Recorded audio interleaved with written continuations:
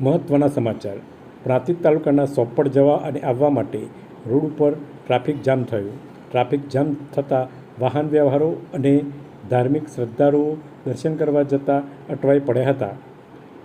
આજે ગુરુ પૂનમ છે ત્યારે સોપડ દર્શન કરવા માટે જતા વાહન વ્યવહાર પિલુદ્રાથી સોપડ વચ્ચે અટવાઈ પડ્યા હતા. કારણ કે આજે શ્રદ્ધાળુઓની મોટી દર્શન માટે લાઈન લાગી હતી અને જે વાહન વ્યવહાર જવા આવવા માટે હતો તે રસ્તો નાનો હોવાથી, સાંકડો હોવાથી આજે વાહન વ્યવહાર અટવાયો હતો અને લોબી કતારો લાગી હતી.